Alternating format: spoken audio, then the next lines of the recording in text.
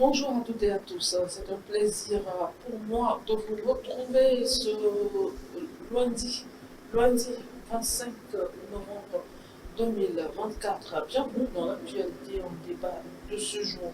Stan, assiette du site d'information de Post, est avec nous et Abel Zendoudi, le responsable du site d'information garco.tg et avec nous également, c'est avec eux que nous débattons de l'actualité sociopolitique et économique de notre pays. Abel, bonjour. Bonjour Anita, bonjour à tous les téléspectateurs. Ça va? Tranquillement, bien. Vraiment? Ça va, c'est un début quand même de semaine. Après un week-end très mouvementé, il faut le dire, parce que vous savez, nous intervenons également sur Radio Carré Jeune depuis des années. Radio Carré Jeune qui fête donc ses 25 ans d'existence. Et dimanche 24 novembre, c'était donc la fête, l'apothéose bien sûr. Mais déjà, tout le week-end était quand même concentré, donc consacré bien sûr aux événements, aux activités, donc entrant dans les 25 ans donc de la radio, voilà la célébration donc de cet anniversaire-là. Et donc un match de football, un gala de football qui a opposé le personnel de la radio aux confrères de radio Victoire FM et une équipe de quartier d'Aïdo Gombe-Monyome. C'était samedi, on a joué, on a gagné d'ailleurs, Radio Carré Jeune a remporté le trophée, mise en jeu. C'était la fête déjà samedi. Dimanche, l'apothéose avec le personnel de la radio, avec l'administration, les auditeurs, les amis journalistes, directeurs les patrons de presse, directeurs de publication et tout. On était quand même ensemble autour quand même d'une table d'échange, de discussion, mais également, Ça s'est bien passé. et ça s'est bien passé avec, on a cassé quand même des verres, il faut le dire, puisque c'est la fête. Et parlant donc de Carré Jeune, qui a 25 ans, c'est la mère quand même de plusieurs médias, de plusieurs organes de presse privés au Togo, beaucoup de radios d'ailleurs. Et donc, il faut quand même le faire. C'est pour cela d'ailleurs que si la voix est un peu cassée, c'est par rapport au fait que samedi, on a fait la fête autour du football. Et en tant que responsable service des sports de la radio au Carré Jeune, j'étais quand même fourré au moulin, puisqu'il s'agissait quand même du sport. Le football était terminé aux environs de midi ou... De midi 13h, 14h par là. Mais ce que tu as fait de midi 18h, c'est pas ça le problème? C'est pas un problème en fait. Je vous parle quand même d'une fête. Et on parle de 25 ans. Et donc, allez-y comprendre ce qui peut quand même en découler. Voilà. Donc, comprenez tout simplement que au-delà du foot, après le foot, c'est la fête. Et le football d'ailleurs, c'est la fête. Et quand on parle d'un gala entre personnel d'une radio, ou bien entre professionnels des médias, allez-y comprendre quelque chose. Vous voyez un peu. Donc, c'est la troisième mi-temps qui est beaucoup plus importante donc dans ce genre de situation où on se retrouve entre confrères, entre amis, entre frères, etc. Vous voyez un peu, donc on va échanger sur beaucoup de choses et pendant ce temps mettre quand même quelque chose dans la bouche. Il n'y a pas de raison qu'on ne le fasse pas. D'accord. C'est une fête qui était très belle d'ailleurs. C'est vrai que moi, je n'ai participé qu'à 2 heures, on peut dire, 2 heures de cette fête-là, mais c'était quand même très bien, parce qu'il faut le rappeler, je suis un produit fini de Radio Carré Jaune. Stan, bonjour. Bonjour Anita, bonjour 47 et bonjour à tous ceux qui nous suivent actuellement. Comment ça va? Ça va. Et le week-end? Oui, pas mal, on a géré. J'étais mouvementé. Il n'y avait pas un anniversaire quelque part? Non, sauf que j'étais dans la couverture d'une conférence pour le compte du site Togo Post. C'était le samedi. Et à part ça, il y avait un dimanche tranquille, passé à la maison. En français, je conseille à certaines personnes de suivre tes pas. Non, mais je n'ai rien dit. Hein. Je n'ai rien dit. Alors, il y a quelques semaines, Stan, vous avez publié un article Donc, Togo Post appelant les uns et les autres à la vigilance en cette période de fin d'année. C'est par rapport à un individu qui a eu la vie sauve grâce à l'intervention rapide des forces de l'ordre. Et la scène s'est produite ici à Goué Plateau. Oui, effectivement, on a été presque témoin de ce fait.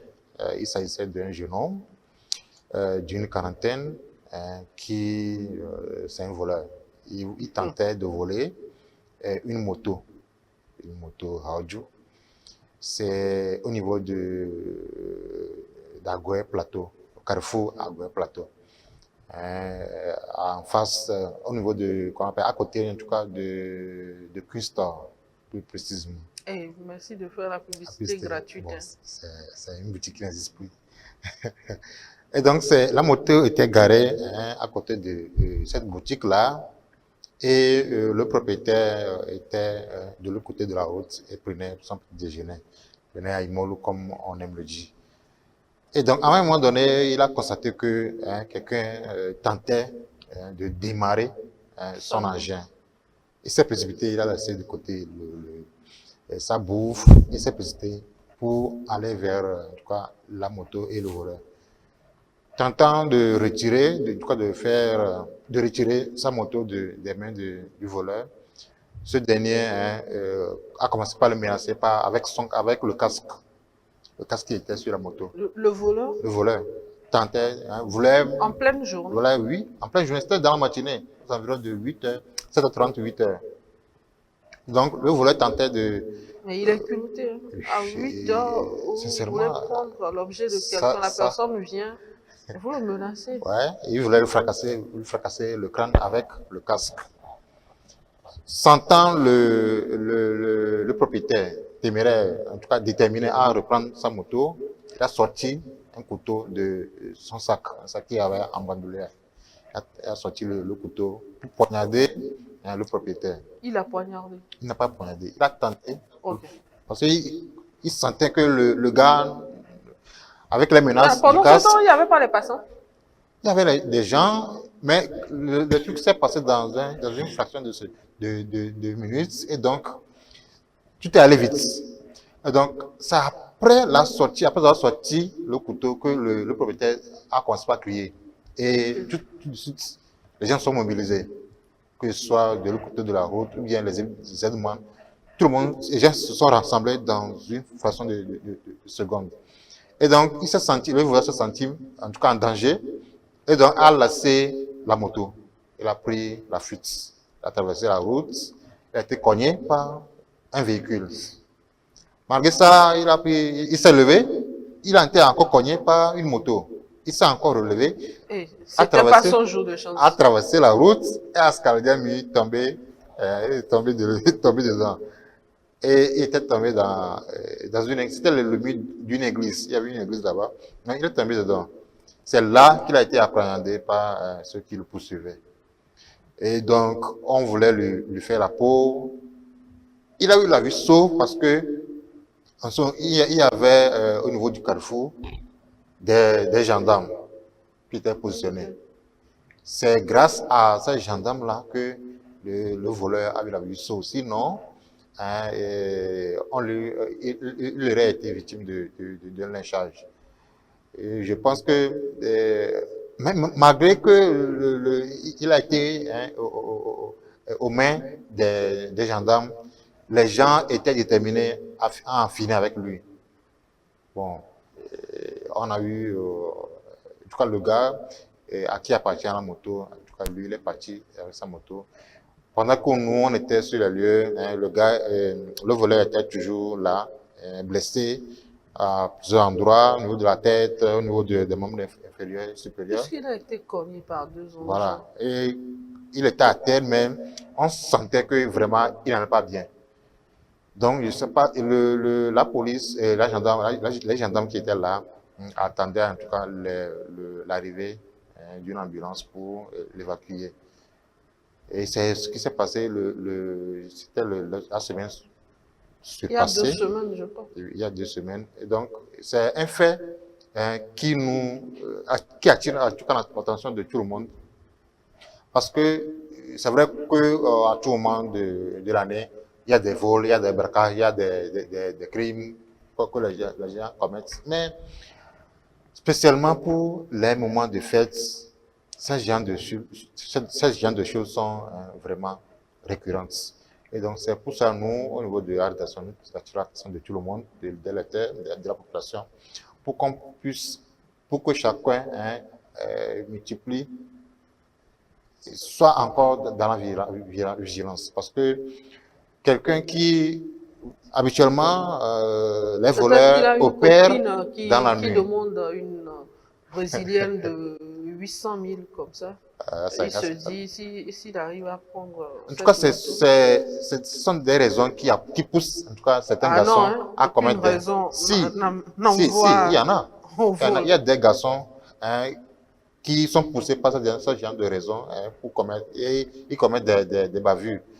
En tout cas, nous pensons que si quelqu'un, habituellement, on sait que les voleurs opèrent souvent dans la nuit, mais si quelqu'un arrive à vouloir, c'est que se prend à le culot de voler une moto au-dessus de tout le monde dans la journée comme ça. Je pense que nous sommes arrivés à un niveau et chacun doit multiplier, doit beaucoup plus être dans la vigilance. Parce que nous sommes au moment des fêtes et beaucoup de choses arrivent. Alors, Abel, nous sommes au moment des fêtes, beaucoup de choses arrivent. On peut classer ça dans les événements malheureux. Et parlons d'événements malheureux, il y a eu 2 accidents la semaine dernière, des accidents mortels. Hein. Est-ce qu'on peut dire que c'est spirituel ou bien l'homme avec grand H est dans la quête de satisfaire sa famille et donc il ne faut plus réfléchir, il faut juste agir pour avoir l'argent.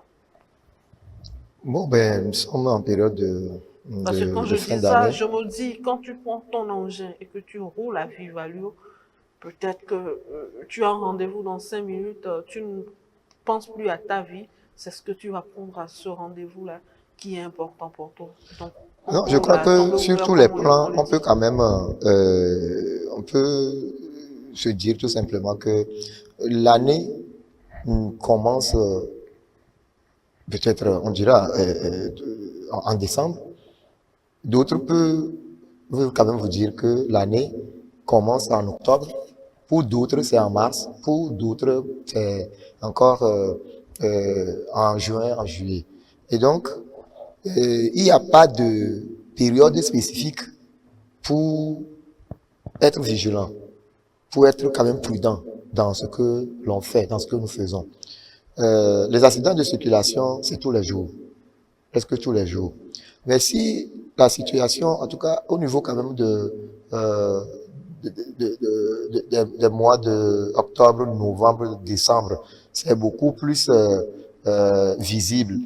C'est la communication qui est faite autour de cet événement, en lien aussi avec la spiritualité dont vous faites allusion tout à l'heure. Parce que en fin d'année, il y a des rituels qui se font, il y a des prières qui se font, il y a même des cérémonies qui s'organisent un peu partout. Donc c'est la somme de cette tradition, bien de cette tradition-là, bon, de chaque contrée, de chaque localité, ou bien de chaque pays, qui font croire que, comme si c'est dans cette période-là qu'il se passe de mauvaises choses et tout, de mauvaises choses et tout. Donc, pour moi, je ne fais pas forcément un lien avec la fin d'année pour décrire des situations pareilles. C'est vrai que c'est comme ça, mais moi, l'analyse que je fais de la situation, c'est que c'est parce que en fin d'année, les congrégations religieuses organisent des campagnes d'évangélisation. Pourquoi c'est en fin d'année qu'on en s'attue sur ça? Mais beaucoup plus l'accent sur la prière, il faut prier pour entrer dans la nouvelle année, il faut prier, etc. Pourquoi c'est en fin d'année que les prêtres vaudous organisent des cérémonies dans leur couvent pour préparer la nouvelle année? Pourquoi tout est condensé en période de fin d'année? Pourquoi c'est... Oui, voilà, c'est spirituel. C'est pourquoi c'est ça qui fait que... Non, mais c'est ça qui fait que les événements malheureux qui cumulent en cette période-là ont quand même un lien avec la spiritualité. Il y a tellement je dirais quand même de communication autour de ces événements en lien avec tout ce que nous faisons, tous les rituels, mais tous les jours, on prie dans les églises. Tous les jours dans les couvents, on prie. On fait des cérémonies tous les jours dans les couvents, pour lesquels il n'y a pas tellement de tapage médiatique. Mais en fin d'année, allez-y voir, nous sommes en 47, vous allez, je sais que vous serez déjà inondés par des communiqués, des avis de prières ici, de rituels ici, de cérémonies, etc. Donc c'est ce qui fait que en période de fin d'année, il y a tellement d'enjeux naturellement, vous voyez un Alors, peu. Maintenant, la dernière fois, oui, la vigilance c'est tous les jours. Mais en fin d'année, par exemple, vous allez voir que déjà dans les marchés, les commerçants vont déverser dans les marchés des produits presque avariés ou avariés. Vous voyez un peu. Surtout les produits en boîte de conserve, les produits, par exemple, des jus, les trucs en canette, les tomates en boîte, les spaghettis, tout ça là. En cette période-là, on déverse ça sur le marché pour faire quoi? Hein? C'est moins cher parce que le commerçant n'a pas pu vider son stock au cours de l'année. Mais il a en tête qu'il ne va pas rentrer dans la nouvelle année avec les anciens produits dans sa boutique. Et il fait tout pour évacuer ses produits. Vous voyez un peu la mentalité. La mentalité, c'est que quoi? C'est que je dois être un né de nouveau dans la nouvelle année. Alors que le né de nouveau dont il est question, naître de nouveau, dont on parle là, c'est tous les jours. S'il faut quand même prier, il faut prier tous les jours. S'il faut faire des rituels, il faut les faire tous les jours. S'il faut se purifier, il faut se purifier tous les jours. S'il faut vendre là, il faut vendre tous les jours. S'il faut liquider ses produits, il faut le faire tous les jours. Ce n'est pas en fin d'année. On va entrer en faillite. Je vais liquider mes produits tous les jours. Mais liquider, c'est dans le sens propre du texte. C'est que liquider, ce n'est pas de mettre un faux produit, un mauvais produit, un produit avarié dans le marché qui fait. Mais la liquidation, en fait, là, c'est un thème qui est approprié, qu'on a rattaché à ces mauvais produits-là qu'on devait. Mais la liquidation, c'est tous les jours. La liquidation, quelqu'un, par exemple, peut vouloir liquider son bien immobilier. Bien, c'est bien immobilier. C'est de la liquidation. Vous voyez un peu. Mais chez nous, on parle de liquidation en période de fin d'année parce qu'on veut déverser sur le marché des produits contrefaits, des produits avariés et tout. Donc, c'est la somme de tous ces éléments-là, de tous ces événements qui fait qu'on se met tellement de pression en fin d'année. Non, on ne doit pas se mettre de la pression. L'accident peut arriver à tout moment. La prière, on doit le faire à tout moment. La vigilance, on doit l'adopter à tout moment. On doit quand même essayer d'être quand même nous-mêmes tous les jours que Dieu fait. Mais c'est beaucoup plus quand même, on sait que c'est beaucoup plus vivant en fin d'année. Et là, nous appelons encore plus à la vigilance parce que, comme on le dit, chacun fait quand même son point de l'année. Et il y a également les esprits mauvais. Bon, comme si on revient quand même à la spiritualité, comme on le dit, ok, que les gens vont faire des comptes, il y a des trucs, il faut être vigilant. Mais moi, je dis, les comptes là, on le fait tous les jours. Les comptes se font tous les jours, selon vous. Alors, Stan, vous êtes l'auteur de l'article. Les comptes se font tous les jours. La vigilance, selon Abel, c'est tous les jours. Un mot à dire avant qu'on passe à autre chose dans cette émission.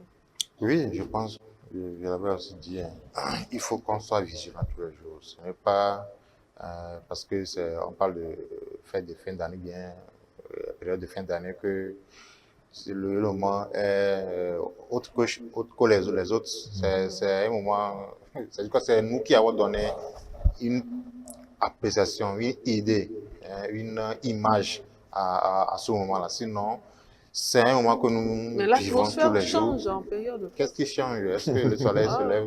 Non, mais pas le soleil, mais les déplacements. Ce que nous faisons, quand vous allez tous les jours, nous le au faisons. grand marché, l'affluence qu'il y a, c'est pas l'affluence qu'il y avait en début d'octobre. Sur ce point, je suis d'accord avec toi parce que en ces périodes, les gens ont beaucoup plus, on constate que les gens, il y a tout de mouvement. Il y a assez de mouvement parce que tout le monde court on court dans tous les sens. chacun veut gagner le maximum pour pouvoir faire les besoins qu'on attribue à ces moments-là, notamment à la période de fête, les charges avec les enfants, les besoins des enfants, de la famille, faire la fête et faire des cadeaux aux membres de sa famille et envoyer des trucs au village, etc. Une petite question indiscrète. Est-ce qu'on t'a bien envoyé la facture? Non, je ne suis pas dans cette logique-là. Moi, je suis pas dans cette logique-là. Donc... Attends, hein. Abel, tu en as reçu déjà la facture? Bah, facture de quoi? Moi, je reviens comme ça avant même de venir ici à U47, sur ce plateau-là. Je viens de passer à l'école de mes enfants pour payer une partie. Ben, oui, c'est de ça qu'il est question. C'est pourquoi moi je vous dis, il n'y a pas un moment, il n'y a pas une donc, période pas reçu de facture. Il n'y a pas une période appropriée à faire de ces genres de... On sait de quelle on peut le faire tous les jours. Abel fait semblant. Abel, est-ce que vous avez déjà reçu la facture? Bah, je ne suis pas dans cette logique de facture. La facture est payée tous les jours. On paye des factures tous les jours. On paye quand même cette facture-là tous les jours. Je vais vous envoyer une facture d'ici la fin. Maintenant, la fin d'année même, dans courage, est-ce que ça nous dit par exemple? On va le laisser terminer son développement. Ok, je vais chuter en disant tout simplement que je suis d'accord quand vous dites que c'est cette période-là qu'on a beaucoup plus de mouvements. Ça, c'est vrai, parce que tout le monde court dans tous les sens pour gagner le maximum, pour pouvoir faire ses besoins que nous attribuons, que nous-mêmes nous créons en cette période de fête. C'est tout simplement ça. Et ce qui fait que dans la circulation, on constate beaucoup plus de mouvements. Et comme les gens sont précipités d'aller là où ils sont, il y a risque. Le risque d'accident augmente. Voilà. C'est tout simplement ça. Sinon, c'est un moment comme... Mais il ne faut pas oublier de payer sa facture. Mais c'est effectivement ça, hein, justement. Vous voyez, c'est parce que on refuse de faire les choses à temps, qu'on se met dans une pression sans pareil en période de fin d'année, où vous allez voir à partir du 20, 21, 22, quitter Aïdo Gomé pour le grand marché. Il y a que vous pouvez faire plus de 3 heures de temps en circulation parce que tout le monde veut aller au grand marché au même moment. Comment est-ce possible?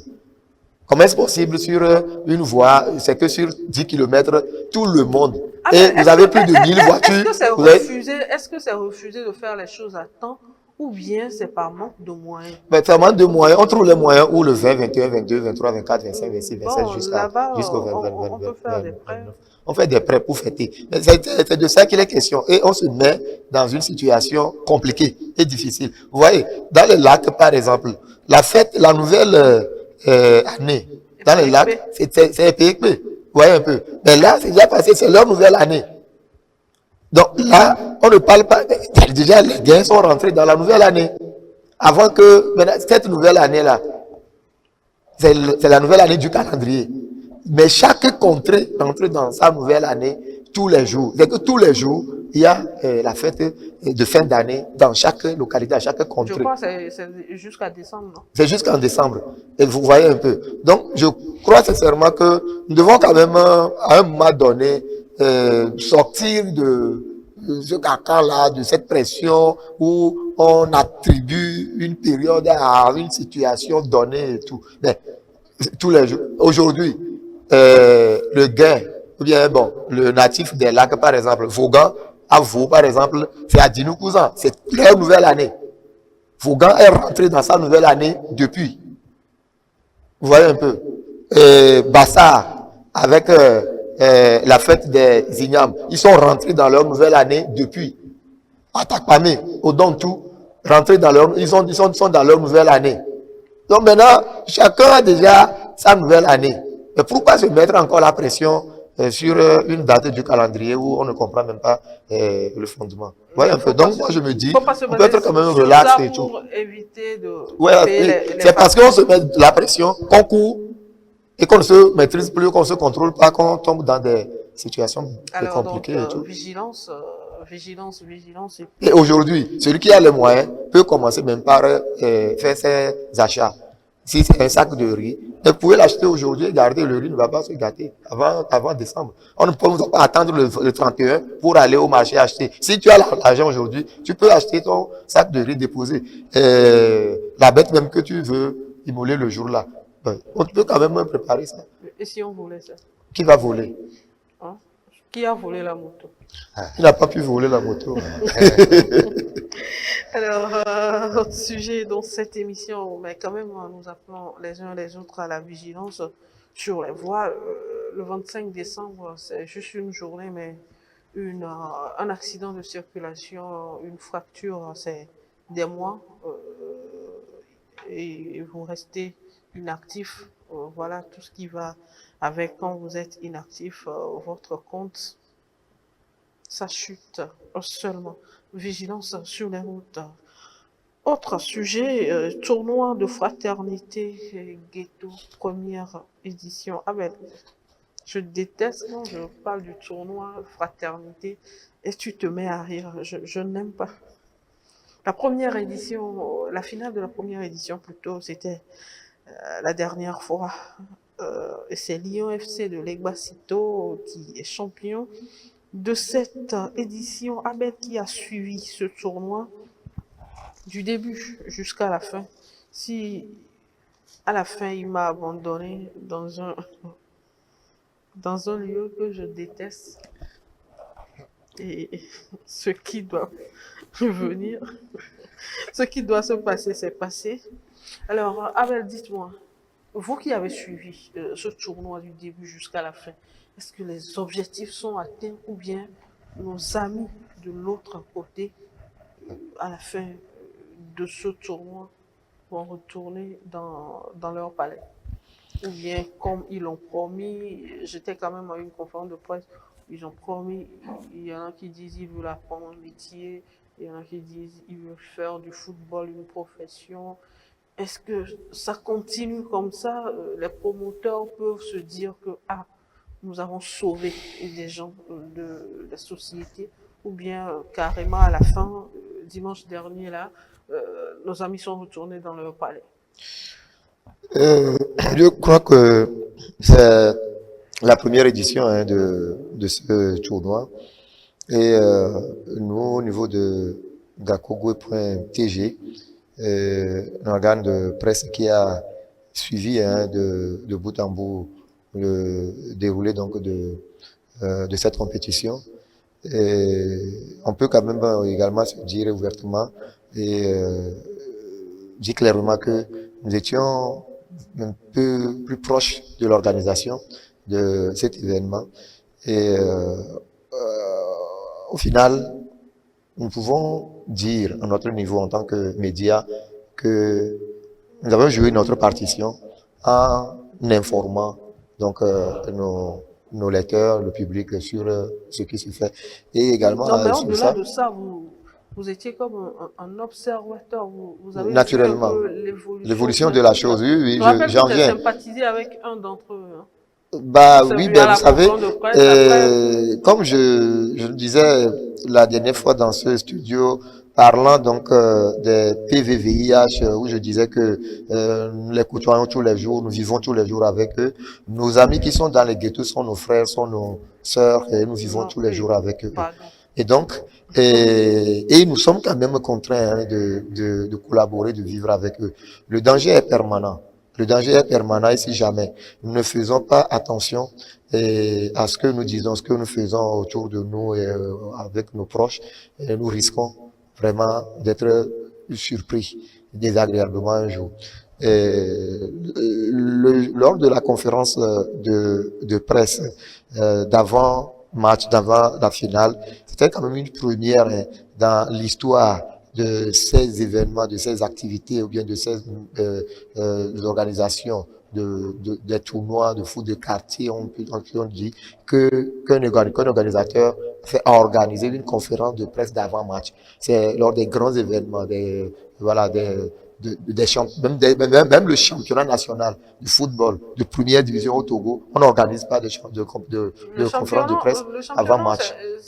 C'est tous les week-ends. Oui, c'est tous les week-ends et je vous dis que c'est un événement. Maintenant, voilà, c'est un événement dans le temps et je vous dis que l'organisateur a mis la barre très très haute, histoire de faire comprendre aux gens que nous pouvons mieux faire, même si c'est un tournoi de quartier. Voilà un peu.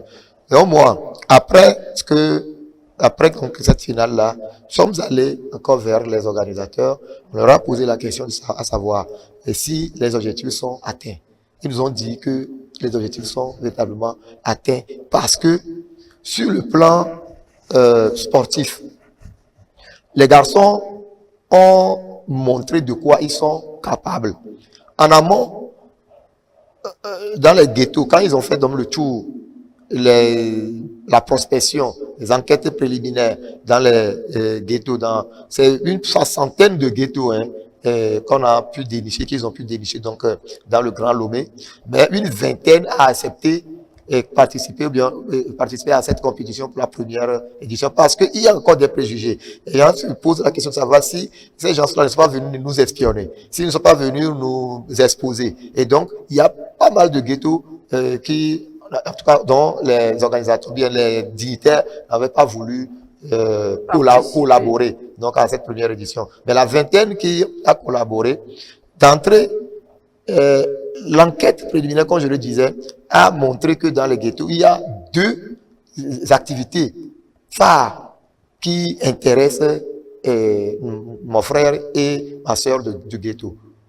C'est quoi ces activités? Quelles sont ces activités-là? C'est la musique et le sport, le football. Vous voyez un peu. Donc, ce sont ces deux activités qui occupent le quotidien de nos amis des ghettos. Et ce faisant, l'organisateur, qui n'est autre que l'honorable Ona Kokovi Germain, vous savez, c'est un sportif, un acteur donc de football togolais, de tous les sports, bien entendu. Il a été donc une fois président de Agaza Football Club de Lomé. Il a été pendant des années membre du comité exécutif, du CRO Togo, Comité national olympique du Togo, plusieurs fois membre de ce comité-là. Donc, il maîtrise mieux le domaine sportif que, bon, peut-être musical. Vous voyez un peu. C'est pourquoi il a voulu ces jeux à travers le sport. Et donc, sur ce plan-là, à l'heure du bilan, ils nous ont dit que sur le plan sportif, les gamins, ils ont tapé dans le ballon. Ils ont joué. Et même dans ce jeu-là, lors de ces matchs-là, il y a des recruteurs qui venaient suivre les matchs et qui ont pu détecter, des talents qui vont peut-être très prochainement dans des tournois, les championnats régionaux qui seront lancés très prochainement, les championnats de troisième division, etc. On verra certains joueurs de ce tournoi de ghetto jouer le championnat national. Vous voyez un peu. Donc là déjà sur le plan sportif, il faut dire qu'il y a des meilleurs. Un instant, quelqu'un qui finit de jouer le championnat, ce à quoi nous avons assisté, oui. Et qui retourne dans le ghetto, le moment venu, le recruteur va le trouver où? Mais le recruteur a pris contact avec ses dirigeants, avec les organisateurs. C'est des gens qui ont quand même, il y a déjà un répertoire. Ça veut dire que la communication sera permanente entre les organisateurs et nos ghettos. amis de l'autre côté. Bien sûr, c'est pas coupé. Ça, c'est sur le plan sportif. Un recruteur qui cherche un gardien de but, il appelle seulement l'organisation. L'organisation va l'orienter vers le club en question. Parce que c'est des clubs qui sont constitués dans chaque ghetto. Maintenant, en attendant qu'on déniche, on vient prendre quelqu'un. Peut-être il y a une fille qui a envie d'apprendre la couture. Comment ça va se faire? Oui, déjà, c'est eux-mêmes, selon les organisateurs. Le tournoi est fini, on a mis la lumière sur nos frères et sœurs qui vivent dans ces endroits-là. Peut-être pendant les 2 ou 3 mois qu'a duré le tournoi, ils se sont dit, bon, si je prends 2 par jour, je vais prendre 1 par jour. Et maintenant, le tournoi est fini, il n'y a plus rien. Donc, je retourne baf à 5 par jour. Non, mais non, c'est la conscience, c'est que c'est des gens qui sont vraiment organisés, ils sont très organisés. Ils ont dans chaque maison de ghetto là, comme on le dit, un mini gouvernement, comme on peut le dire. C'est qu'ils ont quand même des chefs, ils sont chefs jusqu'à jusqu'au subalterne et tout. Et donc, ils sont organisés et ils sont conscients d'une situation. Et j'ai dit sur ce plateau qu'il y a déjà une centaine qui qui se sont donc inscrits sur des projets de formation, d'apprentissage, d'ouverture d'ateliers et tout. Mais déjà, s'ils ne sont pas conscients, comment est-ce qu'ils vont vouloir quitter, sortir donc de ces milieux-là et venir apprendre un métier? Il y en a qui ont déjà des métiers. Non, jusqu'alors, c'est comme si vous ne comprenez pas ma question. La personne veut apprendre le métier, Oui. mais elle n'a pas une maison ici. Sa maison, c'est de l'autre côté. Est-ce que cette personne, en étant de l'autre côté, pourra tenir sur la formation pendant les 2 ans, 3 ans et passer son examen? Oui, c'est une question de conscience. Ce n'est pas, on n'a pas forcé personne. C'est-à-dire que c'est eux-mêmes qui sont venus s'inscrire. Et que le projet est là, m'a dit, si vous voulez apprendre un métier, venez. Et il y a des patrons qui se sont déjà prononcés. Il y a des patronnes qui se sont déjà prononcées. Ils ont dit, ok, d'accord, nous sommes volontiers. Et Ils peuvent venir vous pouvez venir apprendre le métier. Maintenant, le moment venu, la personne s'est déjà inscrite. Et il suffit quand même de venir et remplir la fiche d'inscription et tout. Et voilà, c'est la fondation qui prend en charge les frais.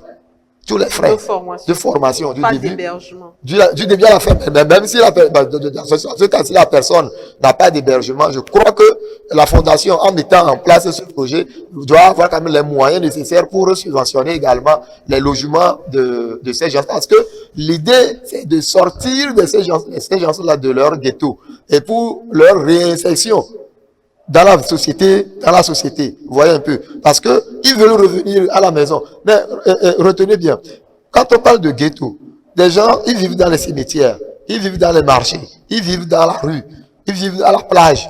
Mais eux tous ne sont pas à la plage. Hein. Il y en a qui sont à la maison et qui sont avec leurs parents à la maison, mais qui sont des enfants de ghetto.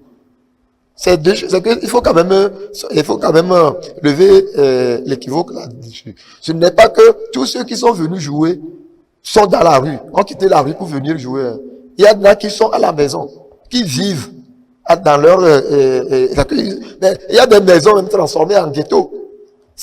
Des fois, c'est dans une maison où c'est le jeune qui est le patron de la maison, ses parents sont ailleurs, bien, les parents n'existent plus, et il a transformé sa maison en ghetto.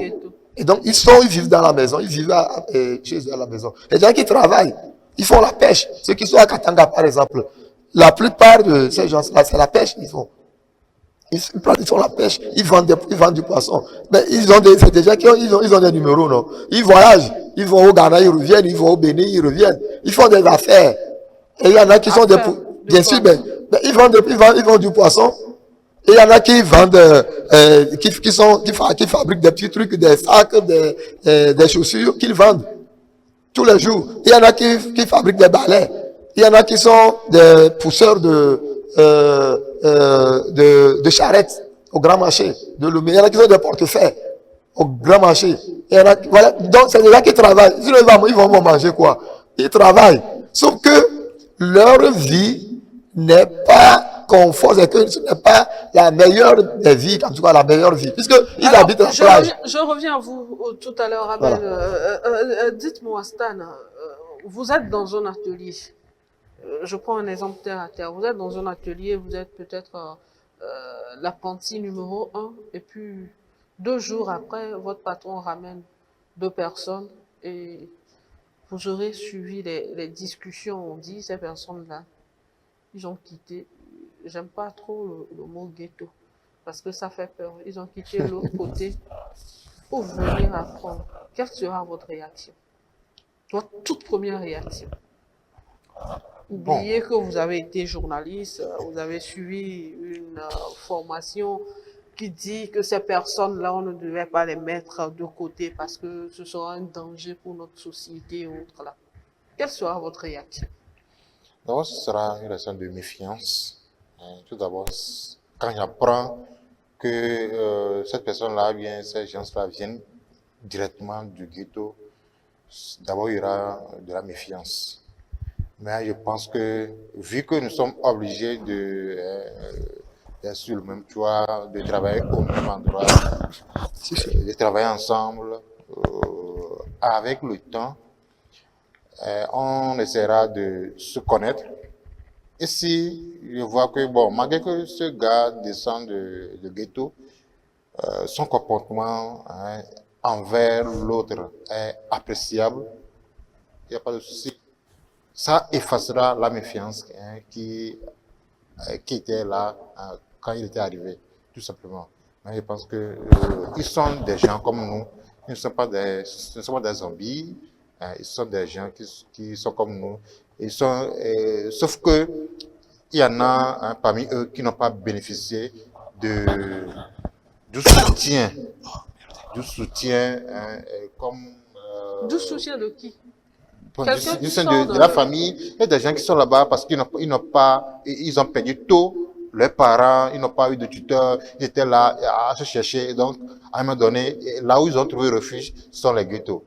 Il y en a qui sont là-bas aussi comme ça. Donc, ce sont des gens qui ne sont pas des zombies, ce sont des gens qui sont un peu comme nous, qui ont aussi les veines dans lesquelles circule le sang comme nous. Donc, ce sont des zombies, ce sont des animaux, des bêtes, ce sont des gens comme nous. Et donc, sauf qu'à un moment donné, ils n'ont pas bénéficié de... C'est au niveau du comportement. Oui, c'est ce que je dis. Ce sont des gens qui... Est-ce qu'ils ont des réactions comme toi et moi? C'est ce que je dis. D'abord, comme je dis, il y aura la méfiance. Maintenant, il y a ces gens-là conscients. Hein, celui qui est conscient et qui a voulu sortir lui-même, il veut sortir du ghetto pour aller apprendre un métier, c'est qu'à un moment donné, c'est que dans sa tête, tout n'est pas perdu dans sa tête. Ça veut dire que c'est quelqu'un qui est conscient que dans la vie normale, on se comporte d'une autre manière. Et donc, au premier abord, il y aura cette méfiance. Mais si, au bout de 2 semaines, une semaine, 2 semaines, on voit que bon, le gars, il vient du ghetto, mais son comportement avec l'autre, c'est appréciable. Pourquoi pas? On est obligé de faire avec eux, quoi. Au cas où vous êtes dans l'atelier et puis quelque chose se perd, vous allez accuser qui tout de suite? C'est là le piège. Il faut pas parce que lui vient du ghetto, que tout de suite on doit tout mettre, tout ce qui est mauvais, on doit le mettre sur sa tête. Il faut, comment ça se passe si quelque chose se perd dans un atelier? Comment on procède pour trouver le fautif, bien l'auteur? Parce qu'il faut procéder par cette même procédure. Il ne faut pas tout de suite mettre la faute sur la tête de celui qui vient du ghetto parce que c'est lui, parce qu'il vient du ghetto, parce que c'est là-bas qu'on vole, c'est parce que c'est là-bas qu'on fait de mauvaises choses. Non, tout simplement. C'est aussi une personne, on doit la traiter comme tout le monde. Alors, Abel, ces questions posées à Stan m'amènent à vous poser une autre question. Vous voyez tout de suite, parce que nous sommes avec vous, on se dit que ce sont des personnes qu'il faut accompagner, qu'il faut faire. Mais mon oncle qui est à Kouchunchou, par exemple, tu vas lui dire qu'il y a quelqu'un du ghetto qui vient apprendre un métier dans son atelier, il te dit niet, lui il veut pas quelqu'un du ghetto. Maintenant, il revient pas à la fondation, là, le grand pas est déjà fait.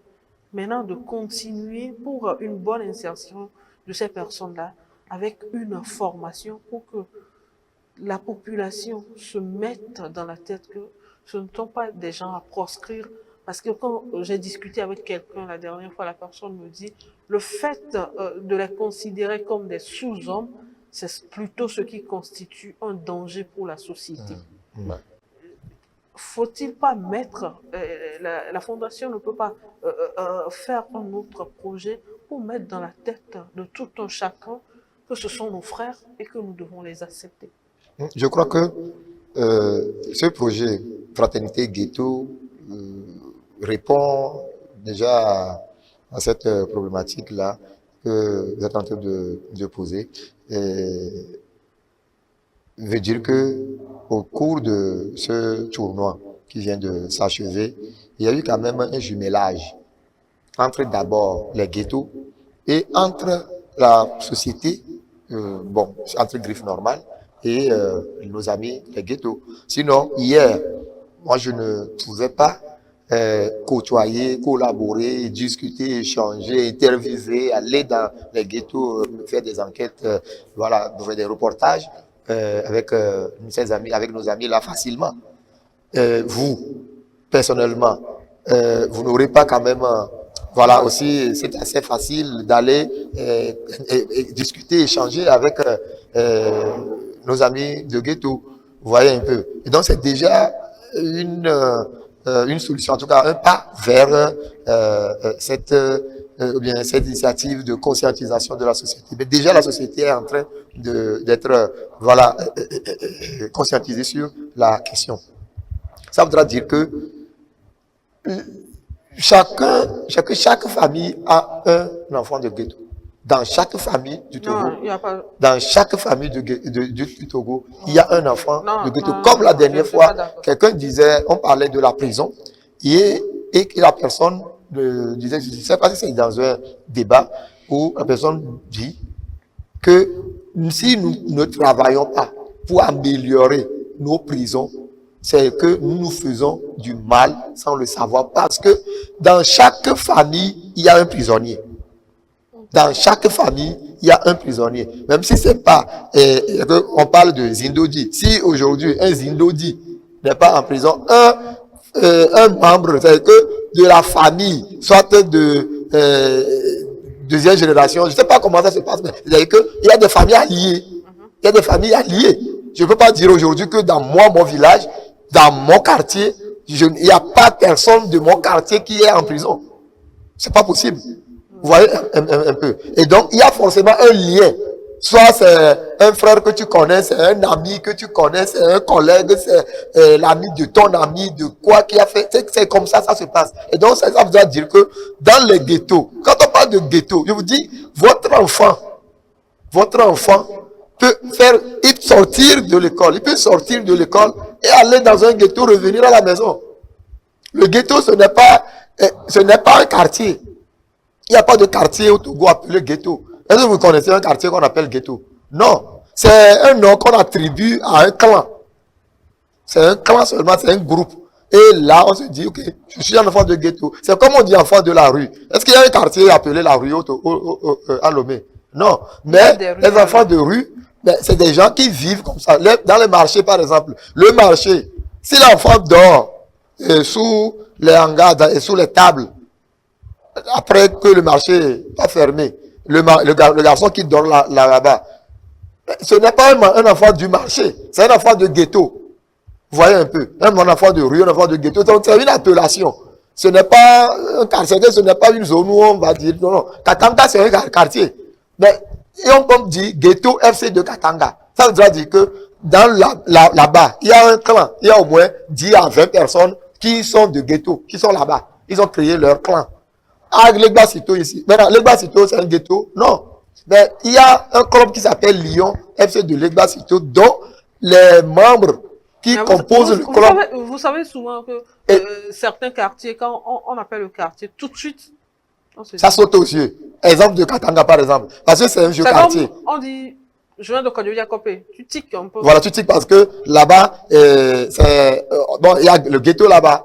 Mais c'est comme ça dans tous les quartiers, il y a un ghetto dans chaque quartier. Je vous ai dit tout à l'heure qu'il y avait 62, 63 ghettos détectés à Lomé, dans le Grand Lomé.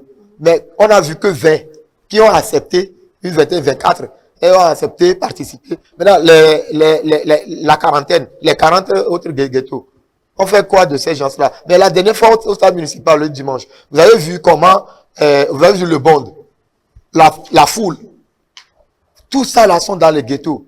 Vous voyez la facilité que nos amis terroristes ont, la facilité donc qu'ils ont pour avoir des gens dans les membres en leur sein, oui, pour aller attaquer.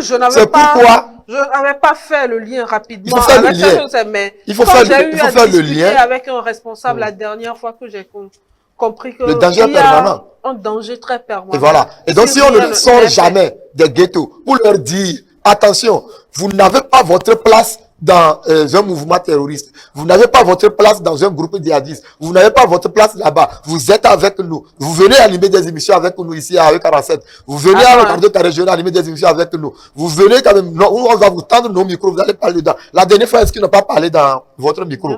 Bien sûr. Puis, ils ont parlé dans vos micros. Ils sont comment? Il y en a qui sont polis. Polis. Bon, Et voilà. ceux avec S'il y en a qui sont j'ai pu polis, discuter, et ils sont donc du polis. coup, on peut sortir ceux qui sont impolis également de cette situation-là. Ils vont devenir plus polis que ceux qui sont polis. Donc, vous avez vu, vous voyez un peu. Donc là, le danger est permanent. On ne doit incriminer personne. Alors, on va terminer cette émission parce que cette histoire de ghetto, je crois qu'on doit revenir sur ça et faire une émission en lien avec le terrorisme. Parce que moi, j'ai jamais fait le lien. Il a fallu que je discute avec quelqu'un pour que je comprenne que c'est vraiment important. Et il faut faire quelque chose pour nos amis là, sinon nous risquons gros en matière de terrorisme. On va terminer avec l'élection à la Ligue de football Lomé Golf.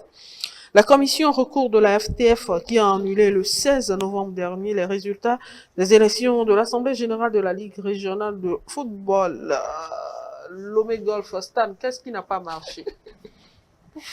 Pourquoi vous riez? Qu'est-ce qui n'a pas marché? Mais c'est quoi le souci? C'est parce que je suis entre deux sportifs que vous vous moquez de moi. Ah non, on se moque pas de toi, mais on se moque de la situation en fait. C'est une situation vraiment ambiguë, un vrai cafouage, une pagaille à la limite, qui s'organise en tout cas à ce niveau. Et sincèrement, je ne sais comment l'aborder. Parce que la procédure, jusqu'à ce moment, nous respecte. Est-ce que je veux dire, aucun test. Et donc, comme je l'ai dit, c'est un cafouillage. On commence une élection qui va jusqu'à 3 tours. Finalement, on décide de suspendre pour reprendre à quelle date, je ne sais pas. Et maintenant, d'un jour à l'autre, on annonce quelqu'un comme vainqueur. Est-ce qu'il y a eu élection avant qu'il ne soit annoncé vainqueur? Ou bien il a été nommé vainqueur? C'est à partir de cet instant que moi, je ne comprenais plus l'histoire là. Ouais. Sinon, au début, je comprenais un peu. Est-ce que quelqu'un comprend? Puisque c'est vrai, il y a eu élection. Comprendre, hein? Il y a eu élection. Sauf que les élections ne sont pas allées au bout. Pour dire que c'est lui qui est dégagé vainqueur. Qui est dégagé vainqueur. Il était à 18, hein? C'est ça. Et le premier était à 20. 21, 19, 19. Ok, voilà, 21, 19, 19. Et à un moment donné, ça a été suspendu. Parce que c'était à 3 tours et il n'avait pas se départager. Et donc, après suspension, on annonce celui qui est à 21 vainqueur. On annonce vainqueur. Est-ce que c'est ce que les tests disaient? Non, parce que les tests ne disent pas ça. Maintenant, qui a demandé d'envoyer le 21 là? On parle d'un comité ad hoc bien placé. On parle d'un comité ad hoc qui a déclaré celui qui a les 21 points là, vainqueur des élections au détriment des 19. Parce que, bon, que les 19 là, vous êtes éliminés quoi. Celui qui avait les 21 points. Non, mais il devait avoir un tour entre deux personnes. Voilà, on devait tout faire pour maintenant, pourquoi ne pas éliminer le 21 et maintenant envoyer les deux 19 là? Au moins, on sait qu'ils sont à égalité et puis on organise. Voilà, je ne sais pas si véritablement il y a le test stipule vraiment que en ce cas, il faut une confrontation entre les deux qui sont à des points égaux. Je ne sais pas si vraiment il y a un test de la fédération, de la ligue, qui spécifie cela. Mais je pense que c'est ce qui serait normal de faire pour qu'on puisse dégager un parmi les deux là pour appuyer le premier. Mais ça n'a pas été fait et voilà, on annonce ce qui a les 21 points comme vainqueur. Le vainqueur là, il a été annoncé quand? C'est après l'élection? Des jours après l'élection. Et puis le comité ad hoc sort. Le comité ad hoc sort, comme ça, le nom comme un vainqueur. Après des jours. Ça, c'est une nomination. Ouais, voilà, ça l'allure d'une nomination, tout simplement. Et c'est ce qui fâche, en tout cas, les deux autres là, qui disent qu'ils feront tout pour contester. En tout cas, ils contestent et ils disent qu'ils feront tout pour, en tout cas, reprendre pour la reprise du processus électoral. Donc Et maintenant, parce que- ils ont obtenu gain de cause. Non, ils ont fait une conférence de presse. Ils pensent qu'ils vont faire certains recours, je pense, hein, pour, en tout cas, entamer une nouvelle procédure pour qu'on reprenne les élections en bonne et due forme. Maintenant, comment dirais-je, la FTF, le comité de la FTF a suspendu. Donc ça veut dire on reprend à zéro. Oui, C'est ça? on attend, nous, jusqu'à là, on attend la réaction, ce qui sera dit définitivement. Parce que pour le moment, comme... Quand on annule, c'est que le compteur revient à zéro. Bien sûr. Oui, bon, on annule, ben, moi j'attends ce qui sera dit par la FTF. Hein. On annule, ça veut dire qu'on va reprendre à zéro, ou bien comment? Ou bien on va... Je comprends votre souris. Alors, Abel, vous m'avez expliqué un processus jusqu'à un moment donné. Et on a fini l'émission. Quelques jours après, je vois qu'il y a eu un vainqueur. Je vous ai posé la question, Abel, quelle a été la suite? Vous n'avez plus répondu, vous n'avez fait que rire. Et la dernière fois, je vois que le processus a été suspendu. C'est quoi le souci?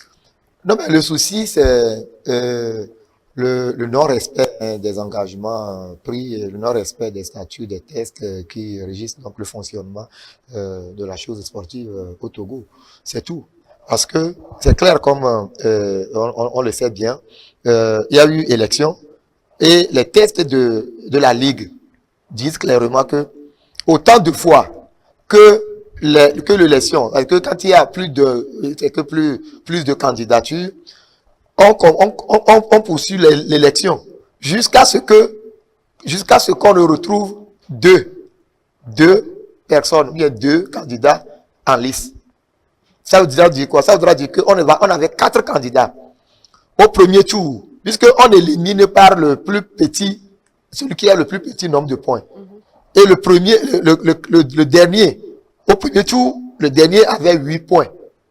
Il y avait 8, 11, 18 et 22. Donc, on veut dire que comme on va éliminer par le bas, celui qui a 8 est éliminé. Ça, on a respecté les tests. Il a accepté. Oui, il a accepté, il est parti. Et les tests ont été respectés à ce niveau. Bravo au comité ad hoc, chapeauté par Bawa Adamou. Maintenant, au deuxième tour, celui qui avait 22 points a perdu un électeur, il a perdu 1 point. Celui qui avait 18 points a gagné 1 point, il va avoir maintenant 19 points. Celui qui avait 11 points racle les 8 de l'autre là et il se retrouve également à 19 points.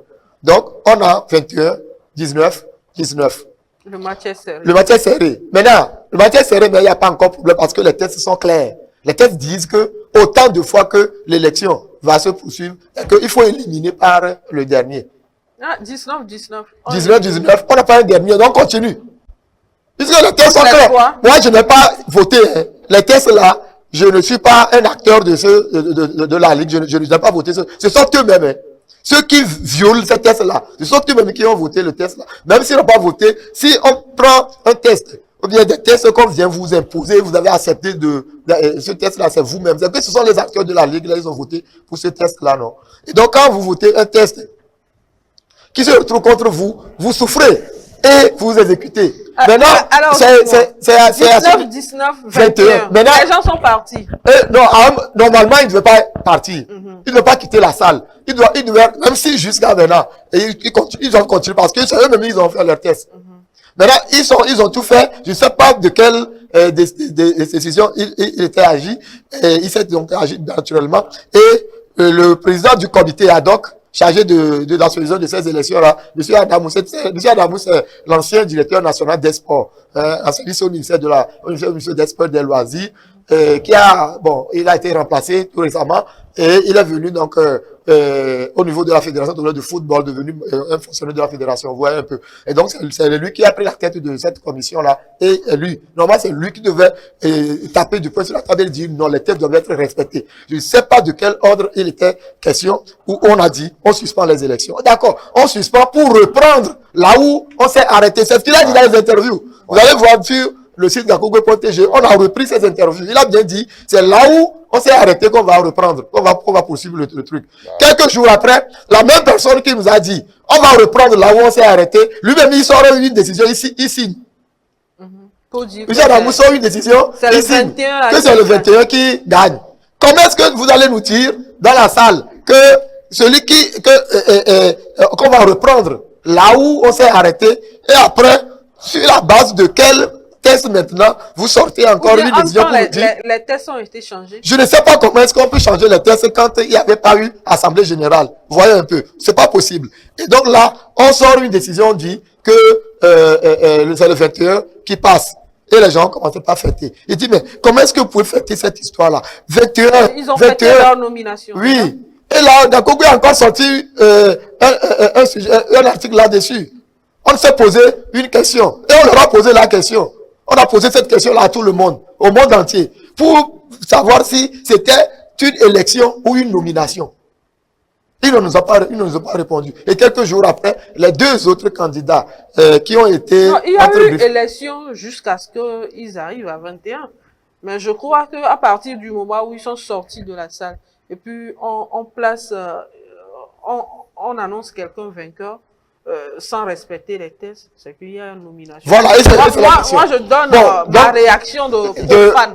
Ok, maintenant, les deux autres candidats, M. Amouzi Tete et M. Pochona Solim, se sont mis ensemble pour attaquer cette décision prise par le comité ad hoc. Et ils ont introduit un recours auprès donc de la commission indiquée au niveau de la fédération et avec copie au ministère des Sports. C'est cette commission de la fédération et qui est chargée donc des affaires électorales au niveau de la fédération, qui maintenant avec les juristes qui sont là-bas, ils ont vu, ils ont dit, mais qu'est-ce que vous avez fait là-bas au niveau du comité ad hoc? C'est pas normal. Et les juristes là, ils ont dit non, c'est pas possible. Dans un pays normal comme le Togo, pays de droit là, vous allez faire des choses comme ça, et c'est en cela que la commission a débouté ce que le comité a sorti comme décision, en nommant Amenti Valentin comme étant président élu de la Ligue. Donc aujourd'hui, la commission indépendante de la Fédération togolaise de football chargée des affaires électorales, tout ça là, c'est cette commission qui vient maintenant remettre les choses au clair. Non, finalement, tout Togo, ce n'est pas seulement la politique qui divise les gens. Hein. Vous voyez un peu. Parce que hier, j'aurais appris ce matin dans l'émission, on fait le point que hier, au niveau de Concorde, il y a eu... L'élection de taekwondo, oui, les gars ont failli en venir au pied. Heureusement que c'est taekwondo, donc ils peuvent faire ce qu'ils veulent. Et donc, je crois qu'aujourd'hui, la situation revient donc à zéro. On va tout reprendre. Le compteur à zéro. Bon, pas forcément à zéro parce que les trois autres, le premier candidat est éliminé, elle est déjà éliminée. Les trois candidats qui sont encore en lice vont poursuivre pour élire la personne en respect des tests que ils se sont donnés. Voilà donc la question. Et chapeau quand même à cette commission de la Fédération togolaise de football qui a fait quand même un travail de SAP, un travail correct, un travail qui respecte les normes, un travail qui redonne quand même l'image du Togo que nous voulons. C'est compliqué cette histoire. Merci quand même à Abel. Merci. Stan, merci. Merci. Finalement, ce n'est pas seulement la politique qui donne, qui demande beaucoup de réflexion. Il y a le sport aussi. Ou bien il y a les sports aussi. Bon, comme vous êtes maintenant, comme vous êtes sportive. Moi. Bah, vous avez...